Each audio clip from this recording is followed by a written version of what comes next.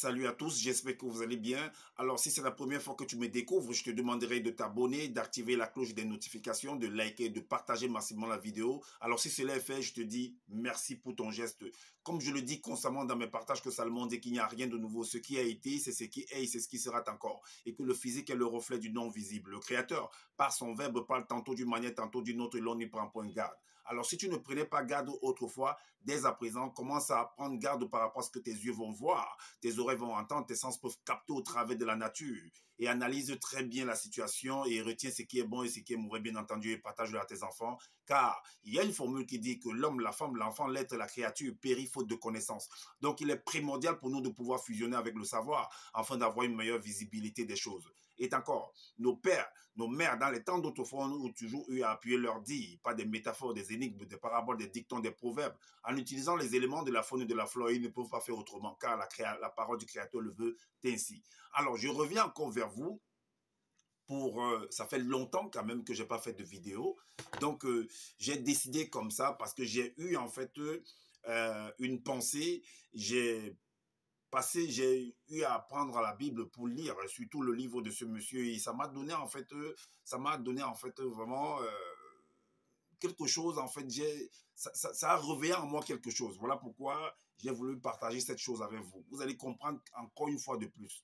Donc, le titre de cette vidéo est le terrible mensonge de Zolola, ce faux pasteur camerounais, ce bandit de grand chemin qui est sur les réseaux sociaux, qui a embrigadé en fait certaines personnes qui majoritairement qui sont de la France et d'autres de la Tanzanie, d'autres des îles, des Antilles, d'autres du Cameroun, de l'Allemagne, un peu de partout. Est-ce que vous comprenez? Et du Canada également. Donc, il a écrit un livre en fait. Voici ce livre, ce fameux livre-là, qu'il appelle la Bible. Il dit que c'est la Bible authentique. En fait, on va entrer dans ce livre, en fait, et vous allez voir son terrible mensonge. Vous allez comprendre encore une fois de plus que ce monsieur, c'est un bandit de grand chemin, c'est un usurpateur d'identité, c'est quelqu'un qui est venu enfin en se donnant des titres comme quoi il est le deuxième né de la création, il a assisté à la création de l'humanité, de tout entier, qu'il connaît vraiment le Créateur. Alors, on va voir si il connaît, on va voir également si vous allez comprendre en fait une fois de plus sa mauvaise rédaction en fait. Il n'a pas, c'est-à-dire malgré que il s'est assis avec plusieurs personnes pour pouvoir rédiger ce livre, mais il y a beaucoup de choses qui les ont échappées en fait. Et vous allez découvrir cela avec moi. Alors, comme j'ai dit tout à l'heure, le terrible mensonge de Zolo Lassan, ce faux pasteur bandit camerounais. Mais je t'avais dit, quand j'ai le temps, je vais venir. Voilà. Donc, déjà, j'ai la majorité des vidéos que j'ai eu à faire, ça dit que ça couvre tout ce que tu as eu à faire aujourd'hui. Puisque je t'avais dit, j'avais annoncé que tu vas te répéter. Et c'est ce que tu ne fais que faire. Tu ne fais que te répéter, en fait, les vidéos que tu as eu à faire dans les temps anciennement, c'est ce que tu es en train de refaire encore aujourd'hui. Tout simplement. Il n'y a rien de nouveau, en fait. Donc, tu racontes des barres. Tu ne vas pas venir dire quelque chose que une autre personne n'a pas dit, en fait. Donc, alors, ce serait vraiment aller au-delà du Créateur. C'est pas possible. Tu ne vas pas nous faire comprendre que le Créateur a donné l'intelligence à l'homme, que c'est aujourd'hui que que c'est toi qui viens de montrer cette intelligence-là. C'est pas possible. Alors, tout simplement, on va aller dans Hébreux 4.12. Vous allez voir le gros mensonge de ce monsieur-là. Sa mauvaise rédaction pour vous montrer une fois de plus que ce monsieur, en fait, il ne maîtrise pas les choses. Donc, dans Hébreux 4.12, lui, c'est dans le livre de Paul 54. Allons voir ce qu'il a écrit.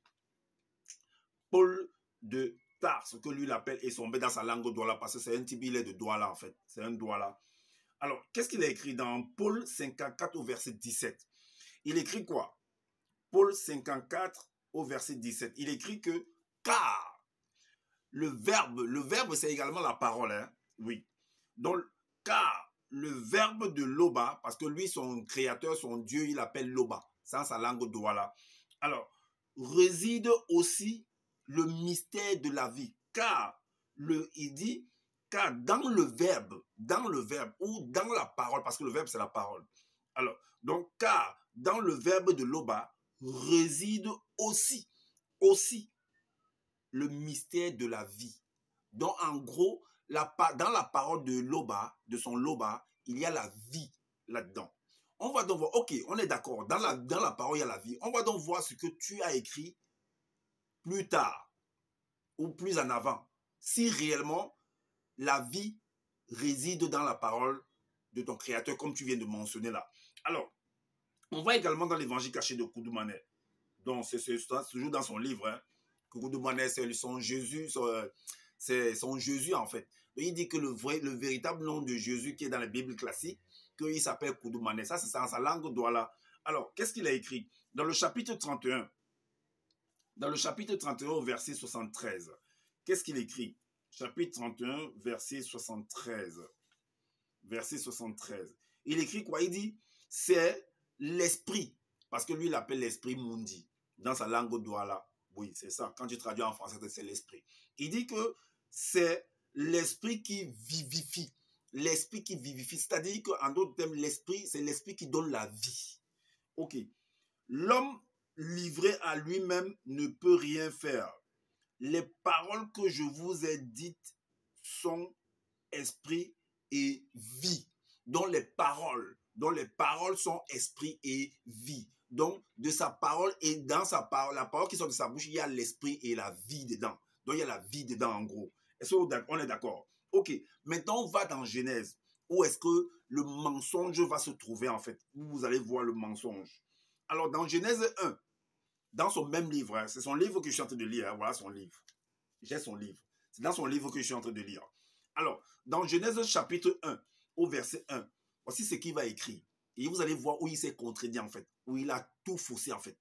Alors, dans Genèse verset 1, il va confirmer en fait ce que Hébreux 4, 12 ou même Paul 54, verset 17 et l'évangile caché de son Koukoudou-Mané 31, verset 61 va dire. Donc, il va confirmer ça à Origine chapitre 1 au verset 1. Il dit que Loba, par la manifestation de sa volonté, il déclara par Eyala, en fait c'est son verbe, c'est sa parole. Donc son Loba, son créateur qu'il appelle Loba, a déclaré par son verbe, donc par sa parole.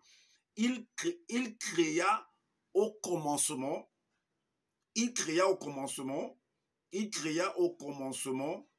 de la réalité visible, donc de la réalité visible, c'est-à-dire physique. Il créa au commencement de la réalité physique. Il a créé Madi Baïbaï, c'est-à-dire il a créé de l'eau primitive. Il a créé, écoutez bien attentivement, il a créé l'eau primitive. Il a créé l'eau primitive. Est-ce que vous comprenez où je vais en venir? Alors la suite dit quoi? En lui donnant la forme de myriades d'innombrables formes de cercles. Est-ce que vous comprenez? Qui devint des multivers. Ensuite, il les sépara en les éloignant les unes des autres par des étendues. Et il créa aussi le globe terrestre. En ayant lui aussi la forme d'un cercle en fait. Est-ce que vous voyez la forme ronde? Est-ce que vous comprenez? Donc il a créé également le globe terrestre. Ok. Maintenant, dans le Genèse, vous allez voir où le mensonge se trouve. Dans Origine chapitre 2, au verset 6 à 7. Origine chapitre 2, verset 6 à 7, qu'est-ce qu'il dit?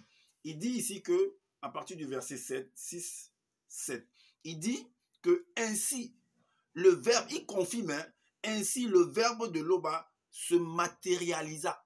Le verbe de Loba se matérialisa sous une forme semi-vaporeuse et semi-liquide, qui, se levant avec énergie au sein de la terre. Donc cette parole-là, cette parole de Loba, parce que le verbe c'est la parole, est sortie de la terre.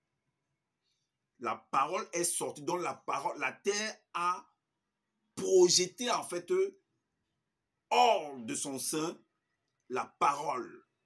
Est-ce que vous comprenez? Donc, en fait, si vous voulez comprendre, la parole, la terre a éjaculé en fait. Est-ce que vous comprenez?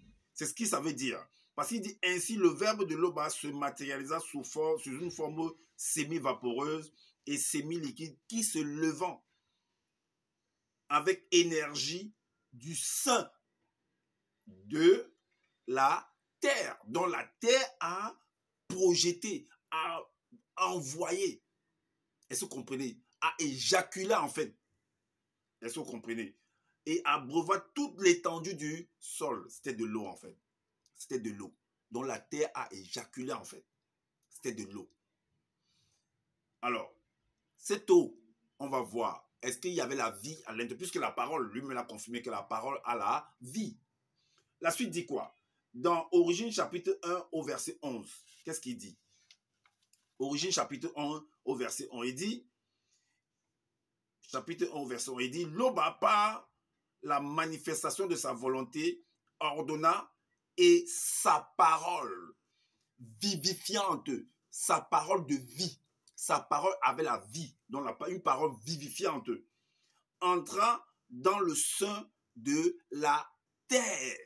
Entra dans le sein de la terre. Mais on nous montre déjà dans Origine chapitre 6, Origine chapitre 2, verset 6 à 7, on nous a montré que la parole, la terre a la vie, que la terre donne la vie, parce que d'elle est sortie la vie, la parole est sortie d'elle, le verbe est sorti d'elle, donc la vie est sortie d'elle. Donc, on montre également que donc, la vie donne la vie. Est-ce que vous comprenez? Alors, donc, l'aube par la manifestation de sa volonté ordonna et sa parole, donc la parole vivifiante, la parole qui a la vie, entra dans le sein de la terre. Et la terre est physique. L'eau également, ça se touche, c'est physique. L'eau, ça se touche, c'est physique. C'est une matière physique. Alors, de la terre sous forme de semence. Et la semence, c'est un liquide, c'est physique. Alors, qui féconda la terre, qui a fécondé la terre.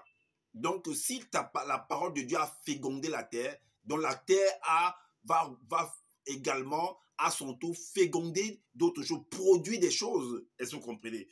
Alors, la terre, par toutes sortes de végétation, afin qu'elle produise à leur tour de l'herbe qui porte de la graine et des arbres fruitiers qui portent du fruit, chacun selon son espèce, et qui renferment et possèdent en eux-mêmes leur puissance sémentielle pour se reproduire sur la terre.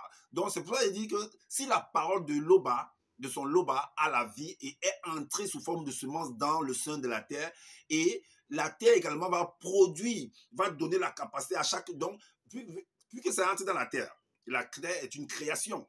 Alors, vu qu'on dit que, donc, elle a donné la capacité à chaque créature de posséder en elle-même une puissance sémentielle. Donc, d'en sémencer également d'autres choses. Est-ce que vous voyez? De produire, donc de donner la vie. Et maintenant, dans l'évangile caché de Koudoumane, nous confirme encore. L'évangile caché de Koudoumane va encore nous confirmer ça. Dans l'évangile caché de Koudoumane, chapitre 16, versets 14 à 20, voici ce qu'il écrit.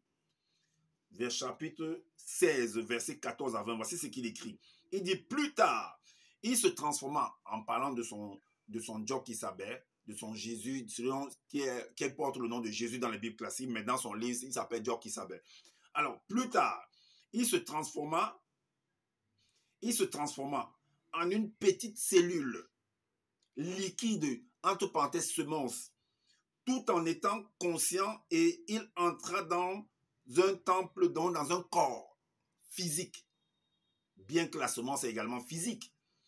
Alors, l'eau, c'est physique, ça se touche, d'un être féminin soigneusement sélectionné.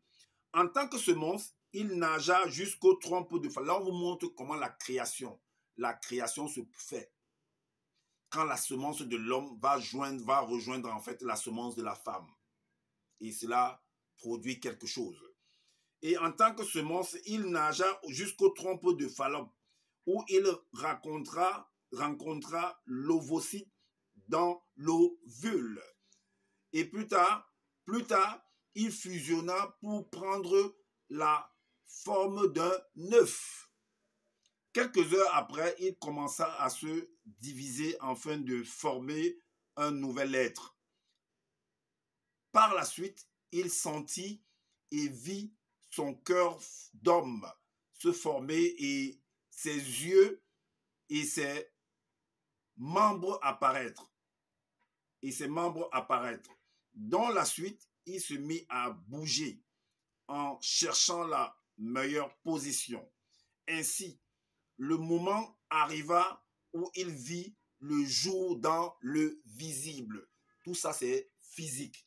Maintenant, on revient dans Genèse chapitre 1 au verset 2. Là où le mensonge, ce que Zoula est venu écrire, sans toutefois réfléchir. Il pensait que non, pour certaines personnes comme moi n'allaient pas découvrir en fait sa supercherie, son terrible mensonge. Alors, écoutons ce qu'il a écrit là. Vu qu'on a donné des éléments de réponse que lui-même il a écrit dans son propre livre qui démontre en fait que la parole, la vie est la parole de Loba détient la vie. La parole de son Loba détient la vie. Mais comment se fait-il qu'il vient d'écrire ce qu'il a écrit dans Genèse 1 au verset 2? Lisons. Alors, on a donné des éléments. La semence est entrée au sein de la terre. La semence sous forme de l'eau en fait. Que c'est l'eau, c'est la parole. La parole, c'est la vie. Alors, voici ce qu'il écrit dans Genèse chapitre 1. Il dit, Massimawa, c'est, entre parenthèses, la planète Terre, dans le globe terrestre. Alors, dans le globe terrestre. Alors, était une masse d'eau. Était une masse d'eau fluide primordiale. Était une masse d'eau fluide primordiale sans vie. Est-ce que vous avez compris? Il dit, après avoir dit dans Genèse 1 au verset 1 que Loba déclara par sa parole et il créa au commencement. Et il nous a donné des éléments de réponse que la parole de son Loba a la vie. Elle vit. Mais comment se fait-il que tu viens écrire dans Genèse chapitre 2 au verset, Genèse origine chapitre 1 au verset 2 que Massimawa, c'est la planète Terre, était une masse d'eau fluide, primordiale, sans vie, dont la semence n'a pas de vie. La semence n'a pas de vie. Si tu n'as pas la vie, comment tu peux donner la vie? Sans vie physique. Pourtant, la semence, en fait, c'est un liquide, c'est physique. La semence, la parole, c'est de l'eau, c'est physique. Était sans vie physique et était suspendu dans l'immensité de l'univers visible. L'obscurité mystérieuse couvrait le gouffre très profond et la manifestation de la volonté de l'eau par son verbe exerçait encore son talent générateur au-dessus de l'eau primitive, d'au-delà du grand voile, hors de l'univers. Point. Donc, ce qui nous intéresse, comment se fait-il que, mais le Genèse chapitre 1 verset 2 contredit Hébreux 4, 12. Donc, Paul 54 au verset 17 qui nous dit, tu fais comprendre que la parole de Dieu a la vie. La parole de Dieu est vivifiante. Là, tu nous fais comprendre que la Terre, dont la planète Terre, n'avait pas de vie physique, était sans vie physique. Ah bon? Waouh! Mais vous avez fait la physique où? Vous connaissez ce que c'est que les changements d'état de la matière, dont la semence n'est pas physique? En tout cas, c'est ce que j'avais à vous présenter. Vous voyez ce mensonge terrible que ce monsieur, en fait, quand je vous dis que des gens se sont permis, en fait, de venir écrire des choses pensant que nous autres, nous n'allons pas lire, en fait. Nous n'allons pas mieux analyser. C'est pourquoi je dis, on a appris à l'école, en fait, comment analyser une œuvre. Et ça, c'est une œuvre. Pour attraper un criminel, on a besoin de l'objet du crime. Et ça, c'est l'objet du crime, en fait. Zouloula, je viens encore de t'attraper une fois de plus. Comme tu viens de faire comprendre que, tu nous as fait comprendre dans certains versets que la parole de ton Loba a la vie, est la vie. Et maintenant, tu nous fais comprendre que, il a créé dans Origine chapitre 1 au verset 2 qu'il a créé la planète Terre et elle était sans vie physique. Mais attends, il faut que tu viennes nous expliquer ça. Comment cette parole, cette planète Terre était sans vie physique. Donc, ton créateur qui a la vie par sa parole, donc il crée des choses qui sont sans vie. Et pour lui donner la vie plus tard, c'est ce que tu veux nous faire comprendre. Oh, bon sens. Alors, moi, je n'ai pas la science infuse.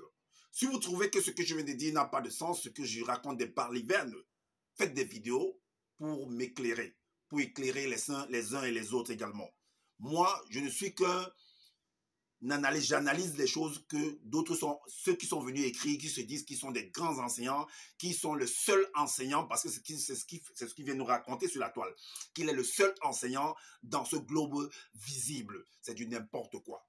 Tu n'es rien du tout, Zola. Tu n'es qu'un pauvre arriviste. Tu es un menteur de grand chemin. Tu es un bandit. Tu es là pour stocker l'argent des citoyens qui n'ont pas le temps de lire. Moi, j'ai le temps de lire. J'ai eu le temps de lire. Et voilà pourquoi je te coince encore. Alors, je vous dis à bientôt. Prenez soin de votre santé. Prenez soin de vous. C'est important pour le combat futur. Ciao.